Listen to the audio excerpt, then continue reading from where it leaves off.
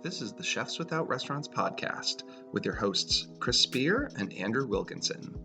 Each week, we'll be speaking with food entrepreneurs and people in the culinary industry. If you're interested in learning more about our organization dedicated to helping people build and grow their food businesses, look us up on the web at chefswithoutrestaurants.com and .org, and on Facebook and Instagram at Chefs Without Restaurants. Now, enjoy the show.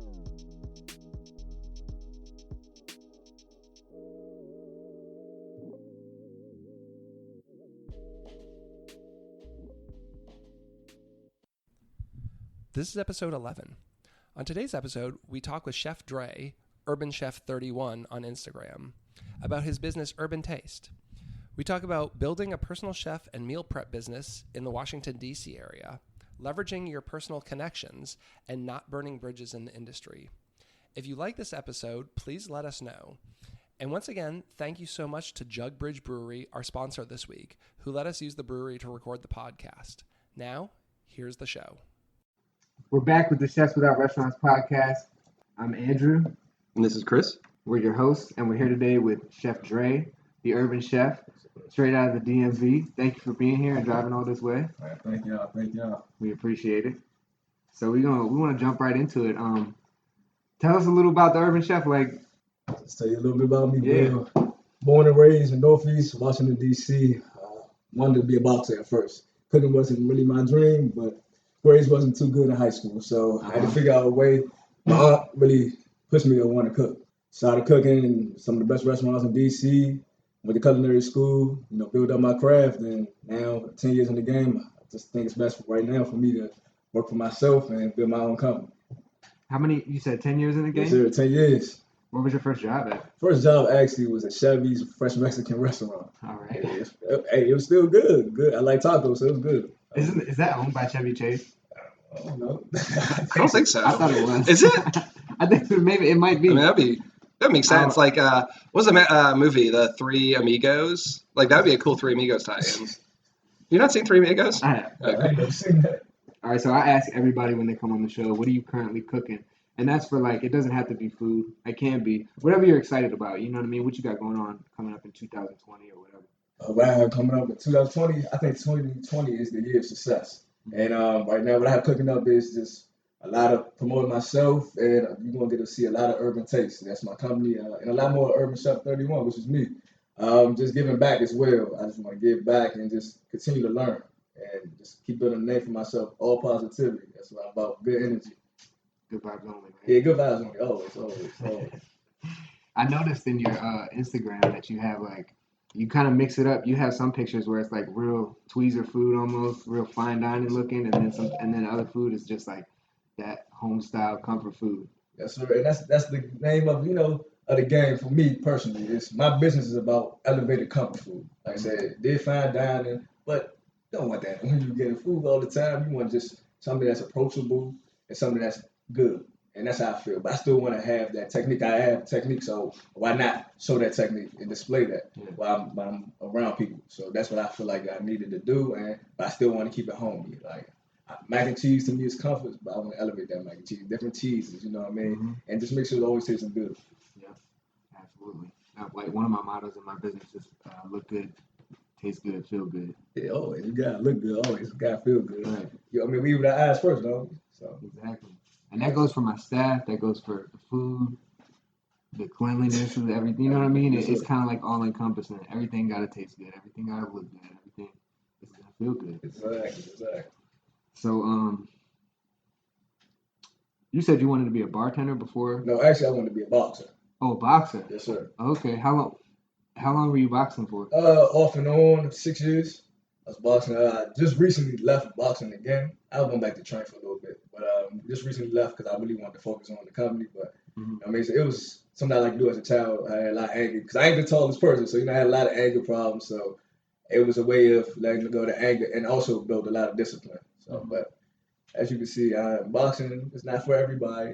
After a while, I wanted to find a way to leave something for my family, and it's a lot of boxers out here, and you have to be top of the top of the top. I was good, but still, right. It wasn't for me. Cooking gave me a better platform, so I just stuck with cooking. Yeah.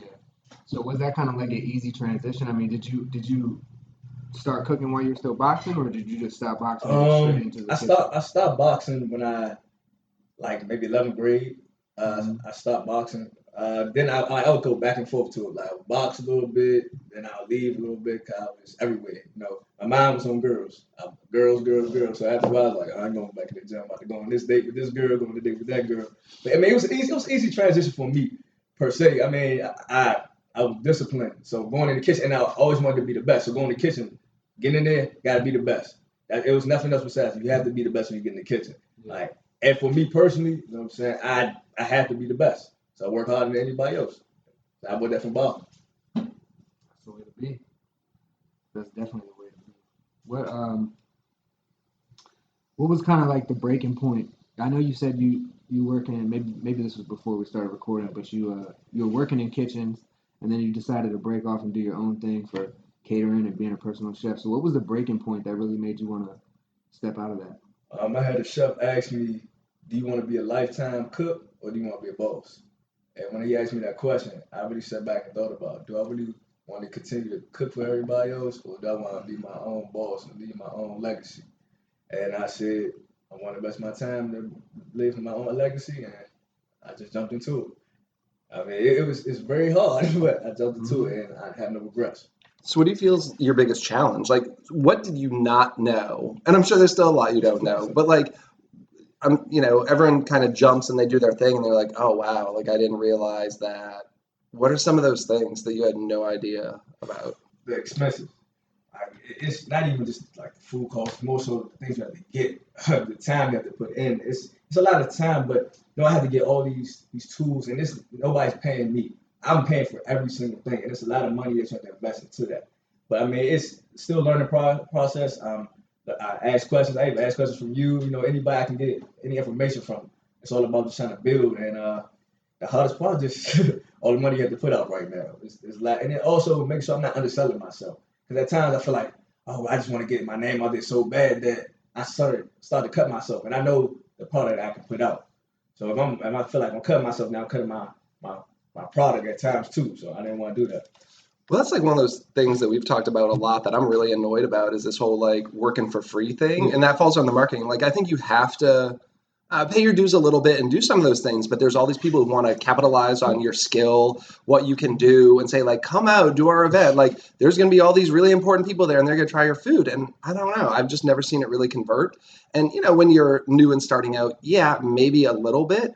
But like, when does it become exploitation where people are just trying to make a dime off you? Like, they're all getting paid as event planners and the people of these things. Like, what are your thoughts on going out and not getting paid and just putting up a bunch of free food for people to try? And if you've done that, do you think it's worked? Has anyone ever come back and said, oh, I had your free food at this event and that's why I'm hiring you? I mean, it actually has worked. I really don't have a problem with that when it's for a better cause. Like we did the Heart and Soul event. That was a good cause, and I had no problem working for free. And I actually met a lot of chefs. Some have become great friends, mentors to me. So it's a love and hate relationship with that at times, though. Sometimes you're like, I don't really want to do it for free, but hey, you never know. Like, celebrities have family members, so I might be doing this event for free, but hey, that might be Chris Brown's cousin, that might be Rihanna's sister. I don't know, but if I put out that good food and don't act like half-assed because, it's for free, I keep putting my best foot forward, man, it's going to show. At the end of the day, it takes time, man. I feel like a lot of people want to jump to success. You got to put your work in. You know what I'm saying? What's a success story without having to go through things? I don't feel like that's fair. Anybody who's given, if it's given to me, I don't want it. I want to work forward. So, I have no problem doing free events. But when I know you about to make $1 million over free event. No, you're gonna have to pay me something. You making $1 million, at least give me a couple thousand. We're gonna be okay. But I ain't really too hard. I just want to learn and still grow. I think when we talk about it, most of the time we're referring to like when people are doing like festivals or like stuff that's for profit or entertainment, and then they want to get free chefs to come on for free, and that's really like that's just taking advantage. Yeah, it is. Yeah. But they feel like they can take advantage of you. But this is the thing: nobody can take advantage of you if you don't let them. Right. So if I see that you're about to try to take advantage of me, then I'm gonna stop that. And you never know how things are going to work out. Like, to your point, it wasn't free, but like I do exclusively or almost exclusively like high-end dinners. And one time, this guy asked me if I could do a breakfast brunch for his cousin. She was getting married, and I think their budget was like $15 a head. And man, like I don't do that stuff, but I did. Like I was young, and I did, and it was fine. But this guy's hired me to do his Christmas party every year since, and last night I just did his party, and it's 3 years running. So like I don't know that I ever would have gotten that job had I had not come and done his cousin's bridal thing. In hindsight, I can look back and say like, yeah, man, I don't do brunches for $15 a head for 10 people. I made $150 before cost. Like that's not worth it, right? But that was a good foot in the door and a lead in, and now I'm doing his Christmas party every year. So I mean, there are some great lead opportunities like that. Like I said, a lot of give and take. So, and you got a nice little bit out of it, a nice friendship. So I mean, love and hate, like I said, love and hate relationships. So I see you're part of actually I really don't know that much about it, but it seems like you kind of involved with people, the Uncaged Chefs thing. I was involved with the Uncaged Chefs. I still love, they still my brothers, my sisters, but we all split up. Yeah. Sometimes grew apart. Yeah. We just grew apart. It was no problems or anything. Like we all are great chefs, you know what I'm saying? And we all wanted to do our own thing. All wanted to be, have our own company out there. And like we said, we started Uncaged Chefs, did good, did very well. And now it's just time for us to do, do better things. Yeah. Like I said, we still support each other. I still support Damien, still support Marco. Me and Marco are very close, so we always around each other. It's no love lost, but I'm not with Uncaged Chefs anymore. My brand is Urban Taste. Yeah, cool. I just had to ask. I don't have much of the backstory, so I want to get it from the source. No, we all started all together. It's no problem. But I love that idea because that's kind of like what I'm trying to do here. Like I'm not trying to be involved in like Pizza Llama or something, just like supporting each other. But like, if I need a hand, I'm going to get Andrew to come help out. Like if he ever needs a hand on a truck or something, and building this network where like we can all have our own businesses and do our own things, but still nothing but love and support, Exactly. I think this is a good segue for us. We're going to take a quick break real quick and come right back, and then we can get kind of deeper into that whole collaboration and support thing. Yes, sir. All right, we're back. We took a nice long break. I had to turn the heat up in here. We were touching on it before about like collaboration and kitchen culture and all this stuff.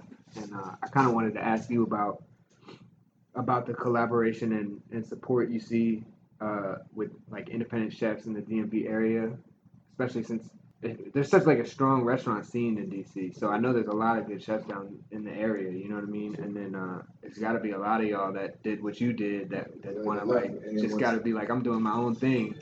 I'm taking my taking my talents elsewhere, right? Yeah.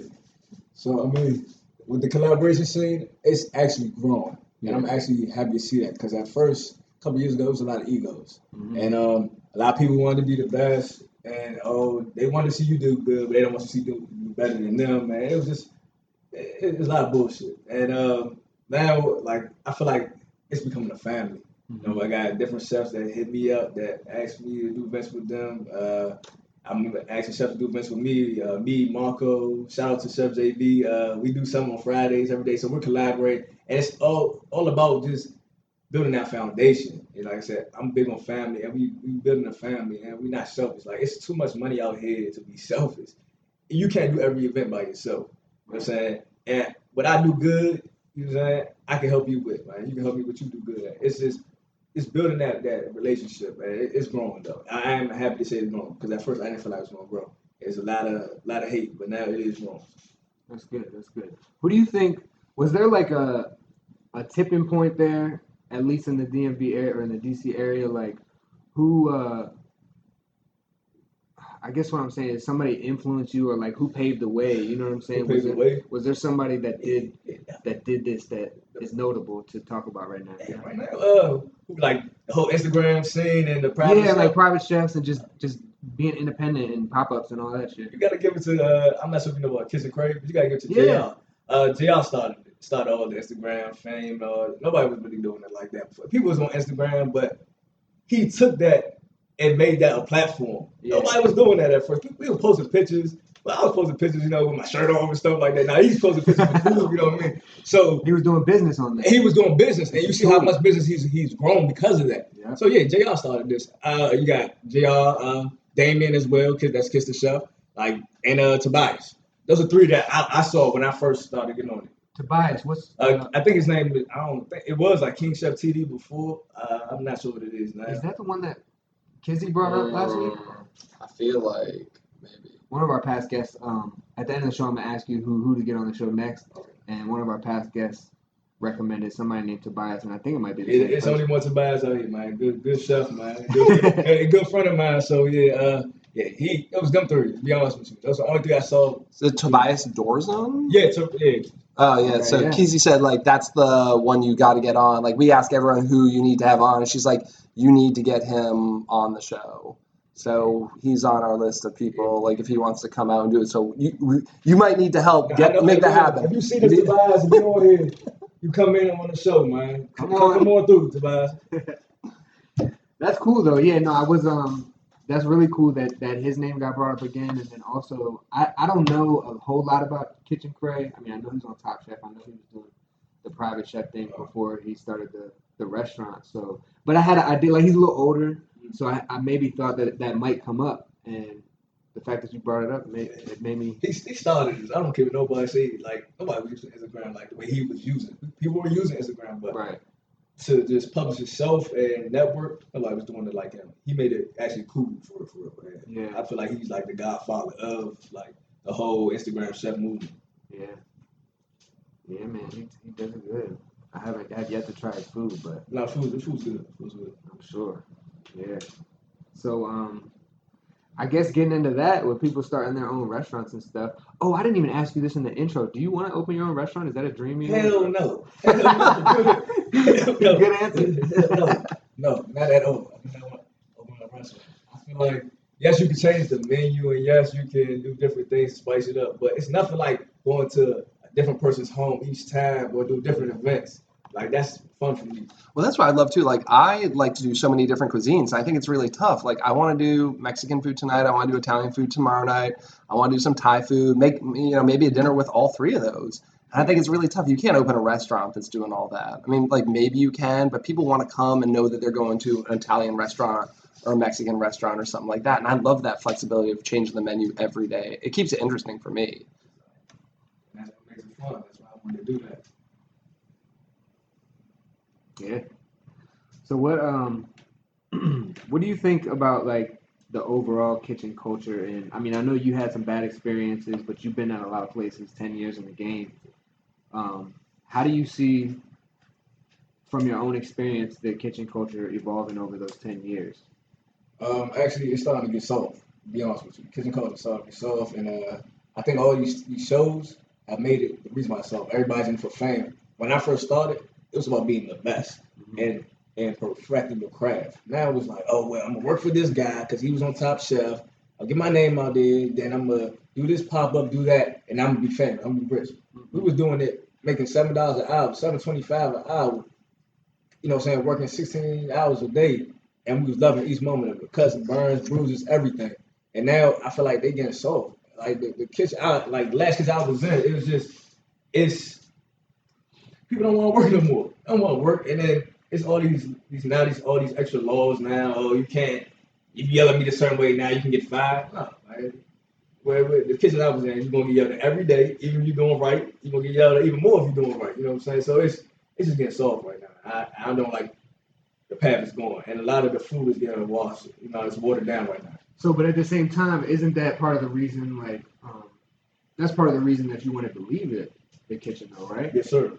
So where do you think is there like a middle ground that we need to meet? Like it's getting real soft right now. I see what you're saying, but as far as you didn't want to feel disrespected or get talked to a certain way. So like, where do you see the middle ground and all that? But I see the middle ground is just understanding. Like I said, I didn't want to be disrespected any kind of way, but I as I got older, I realized, you know what I'm saying. It helped a little bit. It made me a better cook, a better chef, because I knew that I didn't want to get yelled at. So I knew I had to work harder to make sure that my food was good, make sure my meats was, right, had it prepared. But when now they're using that, like I said, Don't get me wrong. Getting yelled at and getting cussed out, it takes a toll on you. You know what I'm saying?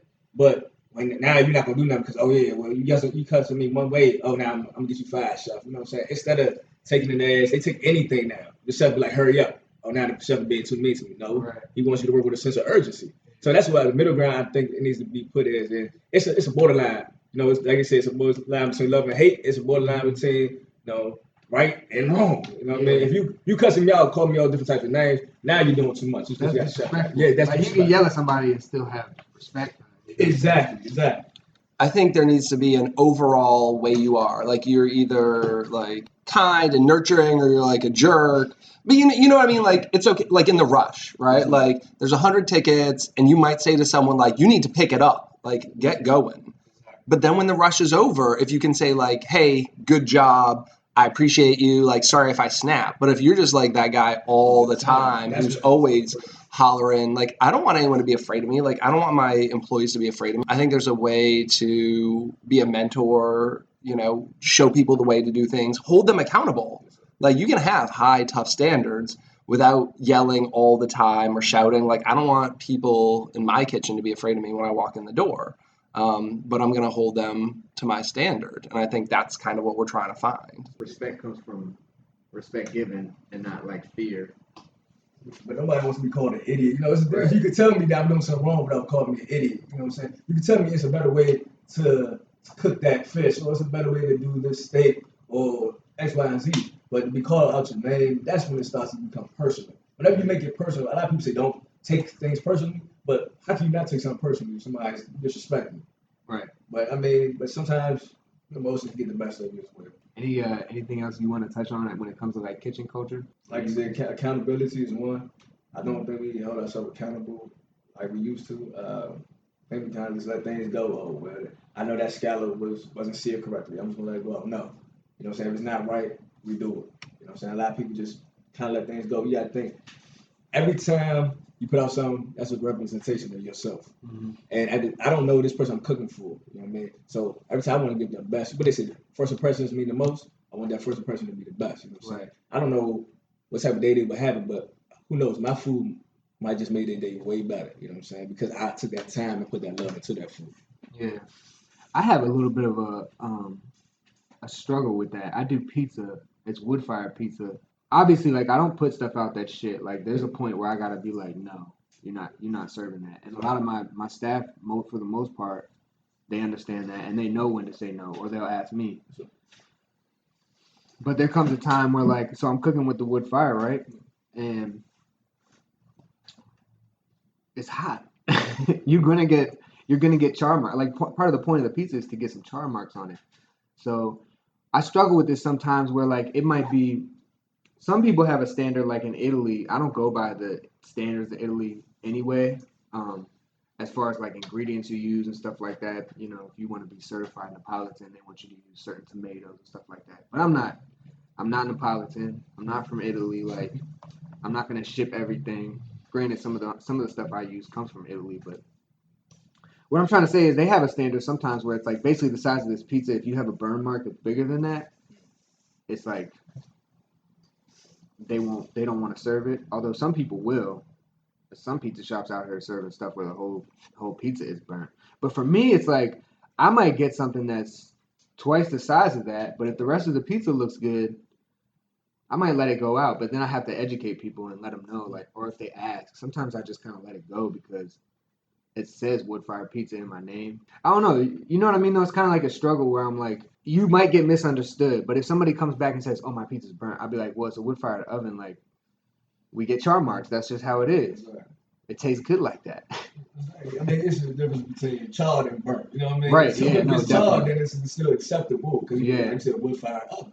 So that's the thing. It's when you know something is scorched, burnt, then that's when it becomes a problem. But a little bit of darkness it's not gonna hurt you. It's gonna be all right. Right. I'm also not like in super fine dining, so it's a little different there.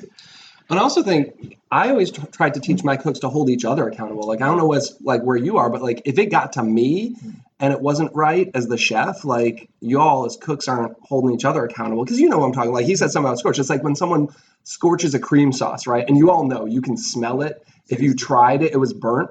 and like that one guy's going to let it go out, but like 3 other people tried it. That whole attitude in the kitchen where, you know, well, you're not the chef. Like, I always hated that. It's like, well, you guys should have each other's backs. Like, did you kind of find that where you had a bunch of cooks, you guys would look out for each other, and you would maybe say to one of your boys, like, hey, that's not right, or like, I think you should do that again? Or do you feel like that's exclusively the chef's job in the kitchen to come make those calls? I feel like it's up to us, basically. It's up to us to, you know, hold each other like back again to accountability, hold each other accountable for. I mean, it's been times where I put out something that was a little too salty, you know what I'm saying? And I had another chef or, you know, another cook beside me be like, no, that's not right. I'm going to redo it, because if you're telling me it's not right, and you know what I'm saying, we're all equals, but you telling me it's not right, then what you think the chef gonna say? Why I get cussed out for no reason? I could just be like, chef, I messed up. I apologize. It's gonna be an extra 5 minutes, and then him be like, all right, hurry up, rather than this shit is nasty, this shit is salty. Now I'm embarrassed. Now I look like I don't know what the fuck I'm doing. But yeah, we hold it. That's a thing too. We supposed to be a family. We did more times than we are with our own family. You know what I'm saying? So hold each other accountable is a must. And if you feel any type of way about it, then you don't love what you're doing. Because I would want somebody to tell me if I was fucking up, and that's what we all supposed to do in the kitchen. So I mean, you want it's like, once again, there are people that are extra. Like, well, you know, it's not like that flowers. Man, shut the hell up. Man, like, get out of my face. We got 200 covers. Like, the flower's okay, but if it's burnt or nasty, then that's a problem. But if it's a little flowers wrong, then you can get the fuck out of my face about that. We can keep going. Do you have? Is there anything on your menu that you have to like prepare well ahead of time, like a day or more in advance? Well, my menu's always changing, so most of the time, only thing I really had to prepare ahead of time is like if I'm marinating anything, if I'm braising anything. Those are most of the times I had to prepare ahead. But for the most part, it doesn't really take me too long. I like in culinary school, I was taught put your head down and work with a sense of urgency. So that's what I do anywhere I go. While I'm traveling to my destination, I'm planning already in my head. Okay, I know as soon as I get in there, I gotta do pasta. You know what I mean? As soon as I get in there, I gotta get this fish broken down. So I know what I need to do first, and I prioritize. You know, if I try to do. So the reason I asked that is because I saw somebody repost something recently, and it was a barbecue. So it was a barbecue person, and this might relate kind of to the braising. And I saw it relate to me when it comes to the dough. Gotcha. It's another thing I'm a little bit conflicted on, where like, so basically the post was saying that, you know, as a person selling barbecue or whatever, like, you know, you deal with fire, kind of like how I do. You deal with different sizes of the meat, different temperatures outside. So you don't know, like, sometimes you can't always gauge how it's going to turn out. And sometimes you might have something that's like a little overcooked or a lot overcooked or whatever. And they were said basically like, sell it anyway because you worked hard on it. You know what I mean? Like, and I don't know how far that goes. Like, are they selling something that is nasty, or is it just like, is it a little bit dry? You know what I mean? Sometimes you get a brisket and it's like a little bit dry, but it'll be all right, right? It's not like hanging off your finger and juicy, but you can still eat it. So I think maybe they're probably talking about that. And with me, it goes for the dough. So dough's the same way, you know. If it's cold outside, if it's hot, if it's humid in the summertime, like it's finicky, you know. It is. So, and I make it days in advance. So if something goes wrong and I got an event plan, like there's a threshold to where I'm gonna call it. Like, I can't even serve this. It's not gonna rise if it's just like, if I forgot something, which I don't do anymore, hopefully, but you know what I mean? Like, there's got to be a level of like acceptability as well as accountability, but like, you know, you gotta realize that sometimes shit's just never gonna be perfect. You know what I mean? I don't believe in perfection, though. And I mean, you strive to be perfect, but I Right. don't believe perfect is real.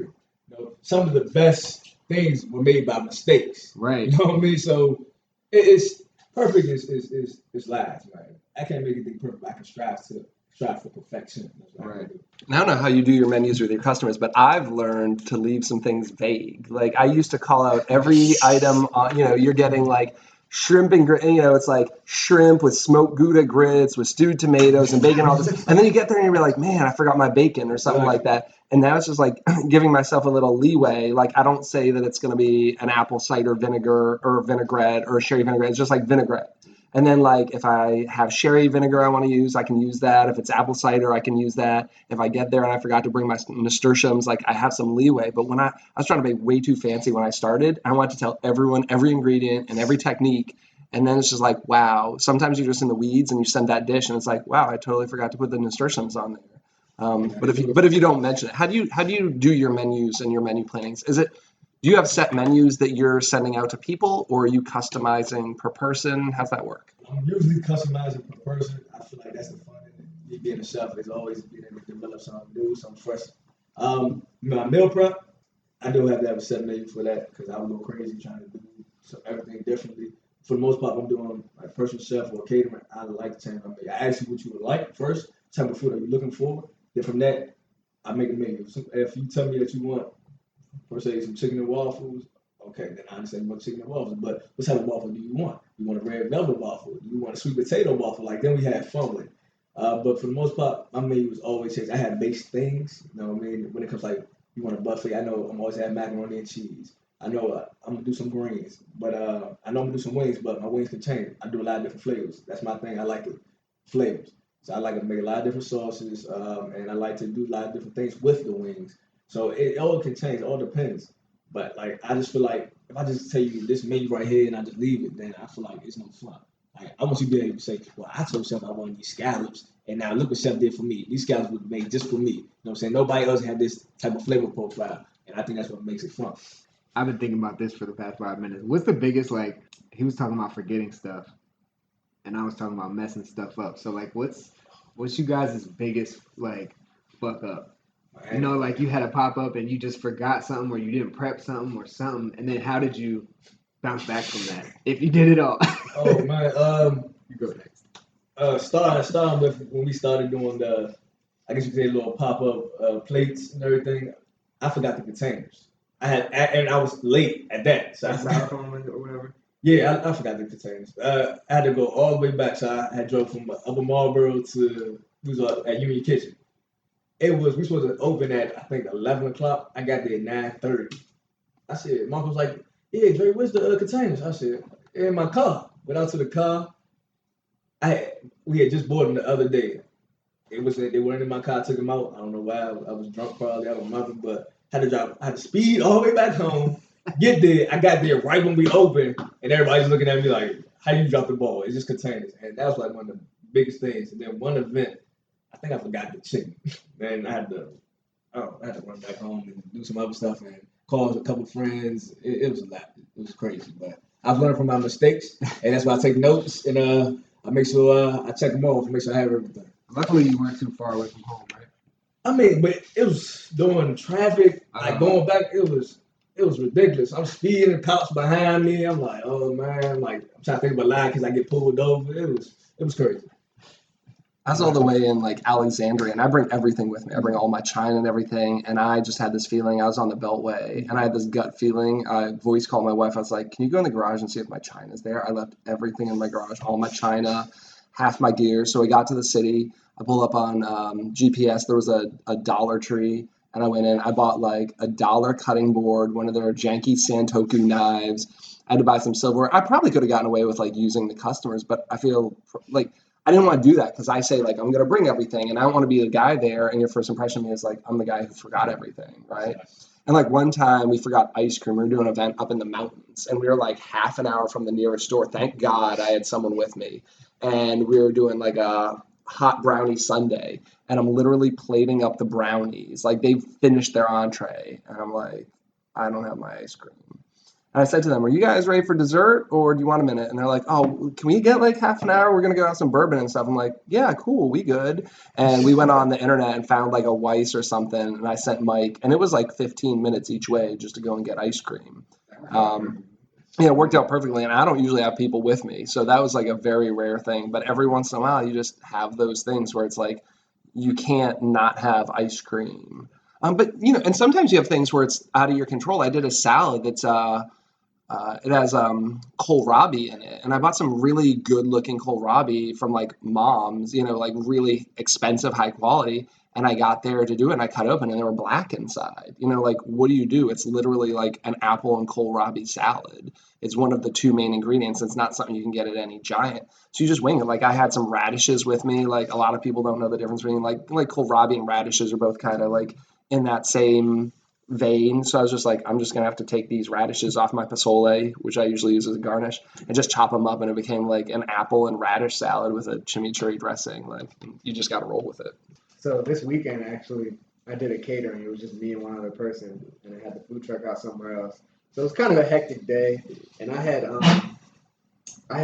partnered with a local farmer, right, to give me some greens, like these beautiful heads of romaine and like a mixed green salad, had kale and chard and all this stuff in it. Like, stuff was amazing. He's working magic in the month of December. I don't know how. But so I had the guy that was helping me out. He came through and he had picked up the vegetables, right? So they were in the back of his car. And we were getting everything set up and getting everything ready to go. And this event is almost 2 hours away. Nah, it was like an hour away. But that's still too far to like run back. Like, so basically we get there and we're like, all right, let's start prepping the salad. He said, where are the greens? I was like, you didn't get them out your car? He was like, all right, I could just, like, immediately, I knew what to do, like, because I've done stuff like this. Was kind of extreme, but I've forgot little stuff before. I just threw in my keys. I was like, find the closest store and get some romaine and some mixed greens, and we'll make it work. It worked out that time, but you got to make lists. You got to check them off. I remember one time I had a pop-up, and I forgot my pizza peels. So I couldn't even put pizza in the oven. I couldn't even take the pizza out of the oven. Luckily, the lady who owned the venue, this was also like an hour and a half away. The lady who owned the venue, she lived close by, and she had a pizza oven in her backyard, so she had what we needed. Now, granted, she's doing like at-home pizza. I usually need multiple tools to be able to put a bunch of pizza in the oven, and she had just one peel to launch it, so I had to make one pizza at a time, and we were so slow that night. Like, we had so many pissed off people, just like. But hey, I mean, things happen, man. Things happen. Yeah, I have no problem making people wait too, because I know my pizza's the best. Like, if you gotta wait, you gotta wait. Look, it's me and this other guy, and I'm making one pizza at a time. Like, what do you want me to do? I'm making less money because I can't serve everybody, so nobody's really winning. Be like this sometimes, man. Be like that. It does. All right, so on the fly is our speed round. I'm just gonna ask you a bunch of questions and then answer them as fast as you can. One word, one sentence, whatever. We'll see how this goes. All right, what's your favorite tool in the kitchen? Tweezers. That's the first thing I thought of. What's your favorite food to eat? Tacos. Okay. If you had all the money in the world, what's the first position you would hire? A publicist. Oh, okay. That's a first. Who's your favorite chef? Urbanchef31. Art or science? Art. One thing you do differently from everybody else? I dance in the kitchen. Okay. Dance moves. They call me Usher Brown, a little mix of both of them. What's your favorite digital tool? iPhone. Okay. Can you recommend a book or a podcast? Chefs Without Restaurants. Okay. I think that is the name of this podcast. Yeah. That works. How do you decompress? Can you elaborate on that question? So you got a stressful week or whatever, or just like today's your day off. What would you do normally to make just to release and relax and let everything go? I drink, so I probably would get a nice bed, drink that, and go to sleep. That's how I decompress. If I had a girlfriend, then I'd be with her, but I'm single right now. So any ladies listening to this, okay. Follow me on Instagram. I am single. Okay. You're in luck because we're at a brewery right now, so we're gonna grab a couple beers in a second. And the last question is, how do you want the Urban Chef to be remembered, or what do you want the Urban Chef to be remembered for? I mean, anybody follows me, they already know I want to be remembered not as just a chef, but as a positive person. You know what I'm saying? Presenting good energy, good vibes, and also I want to be everybody's favorite uncle. So I don't know if y'all follow me, but my thing is Uncle Dre, and everybody asks me what is that about. It's a persona. Like, if you ever think about it, everybody has that favorite uncle in their family, that's the wild one. That's one that gets drunk, that's loud, that can throw down on the grill. And I wanted to embody all of that. And when I cook, I want everybody to feel like family. So that's really it. So I want to be remembered as a positive person. If I die today, I want people to be like, he was funny. So I want the girls to say I was handsome, and I want them to be like, I was positive. And I want to be Uncle Dre. That's it. I love that. Yeah, you got to meet my daughter. So you can just be another Uncle Dre. Exactly. Before we go, do you have any, actually, let's call somebody out. Who do you think we should get on the podcast next? On the podcast next, I would say Chef JB DC. Chef JB DC. I'm going to write that down. He's doing a pop-up brunch. He does it every other Sunday down in DC by, I believe it's LaFont Plaza. Mm-hmm. And I've worked with him many years. Great chef. And also you have Chef Trey. That's another person I would say. Now he's going to kill me. I don't remember his name on Instagram. It's like Chef A or something like that. But I definitely, y'all can look at my page and follow him. He's a great chef. I feel like those are two positive people that have a lot of energy. I think that's what y'all would like if y'all had somebody on the podcast. So a lot of energy. And I think those are the two people I would recommend. Yeah. We're about to dip into this DC pool real hard. Exactly. We got a lot of leads in DC. I got a few in Baltimore too, because I lived there for a while. But yeah, I'm excited about this. So are you is there any advice you want to give to anybody or anything you want to say lastly on the podcast? Advice to a young cook? Well, before I get on first, I want to shout out my daughter, Aubrey Chanel. That's the love of my life. And any advice I would give is like we've been talking about, just losing that attitude, staying humble. That's the biggest advice I give anybody. Stay humble and stay positive. It's gonna be days where it's gonna suck ass. Yeah, like I said, I just really started getting serious with this, and this month was horrible for me. To be honest with you. It just started to pick up. But stay positive. You know what I'm saying? Just think about it. Take everything as a lesson. Don't take it as a loss. You know what I'm saying? L doesn't have to stand for loss. It can stand for a lesson. Mm-hmm. And just stay positive and speak things into fruition. You know what I'm saying? You put good in the world, good's going to come back. That's all I can really say. Just stay positive and stay humble. And everything you want is going to happen. I really appreciate that because I had a bad month too. So I need to hear that shit. I needed that too.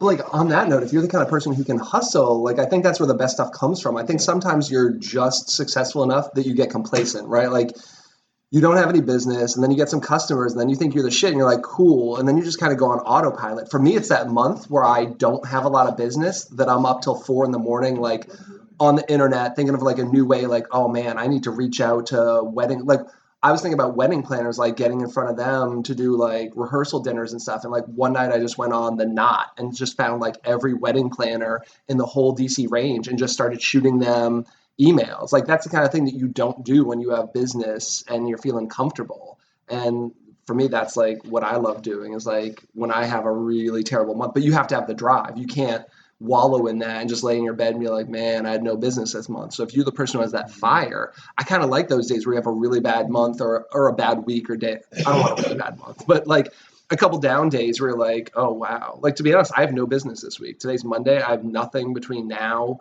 and Thursday. So I have 4 days off. So it's like hustle. Like I've got to spend some time working on some things and get some business because, I don't like that. But that's where the magic happens, I think. That's when it's time to work hard. That is when it's time to work the hardest. There's one more thing. So I asked that question to try to lead you into something. I loved your answer, but you said something when we were off air about young cooks in the kitchen, about burning bridges. Yes, sir. I want people to hear that. I want to just tell my story just briefly. I'm one of those cooks that, like I said, my name is Urban. You know what I'm saying? I am from the streets, and I will never forget where I'm from. You know what I'm saying? I'm from Northeast, and I'm gonna represent Northeast to the fullest. You know what I'm saying? With my time, but at the same time, I came in with an attitude, and it was just a lack of knowledge too. Came in, I didn't know how to take direction, instruction, and I burned a lot of bridges because I wanted to be, I guess you could say, aggressive. I guess you could say I just wanted to show that I wasn't no punk, and to anybody listening, it's not worth it. You know what I'm saying? I done burned bridges with some of y'all favorite chefs. I'm not gonna mention names, but I burned bridges with them, fought them. It's it's been a waste of my time. Because what have I got from them? They're making millions of dollars and they're building their name, their empire. And I wish I could call them and just be like, hey, chef, can I get some help with this? Can you put me on to this person? Can you send some clientele my way? And when you do stuff, think about the repercussions. I don't think we think a lot about the repercussions after we do something. I mean, we think about afterwards, but before we do it. If you sit back and think, well, it's me yelling at chef today going to help me out or make things better, or me trying to be the tough guy, like it's not worth being tough. This isn't the streets. It's not worth it, like I said. At the end of the day, most times it's not intentional. It's not personal. It's business. And if you keep that in mind, it should keep you from going crazy. But it's gonna be days it's hard. Like I said, it's never easy. But if you keep that in mind, so you'll be good. Just learn from me. Don't burn any bridges, because it's harder to rebuild a bridge with the one that you burnt down. Definitely. I'm glad we got that out. Somebody needs to hear that shit. Somebody needs to hear it. But all right, hey man, Chef Dre, you came out here last minute. You came a long way, all the way from Upper Marlboro. I appreciate you. Thank you so much for coming out and being on the podcast today. Does everybody know where to follow me at, though? I was just about to tell them. Oh, yeah. Let them know. That's the Low right there. Shout out to Low, Chef Ricky. All right, where can everybody follow you at? Everybody can follow me at Urbanchef31. URBANCHEF31. Don't forget the 31. Ladies love me. Follow me on there as well. Right now we're getting Chef Low right now. So, but yeah, y'all follow me at Urbanchef31. Just 2020 is gonna be a good year for everybody. Just follow the movement. The car line's going on. All right. Once again, thank you so much for being here. Everybody go and give him a follow. Ladies, you heard him. He's single. He's a great guy. Amazing guy. Amazing. So give him a follow. Make sure you follow, like, and subscribe at Chefs Without Restaurants on all platforms. Shoot us an email if you got any questions or comments. chefswithoutrestaurants@gmail.com. But I'm gonna shout out Toyo Mancy for our music. Shout out Jugbridge Brewery for letting us host our podcast here. We're probably gonna continue doing that. And peace out, everybody. Thanks for listening to the Chefs Without Restaurants podcast. And if you're interested in sponsoring a show, let us know. We can be reached at chefswithoutrestaurants@gmail.com. Thanks so much.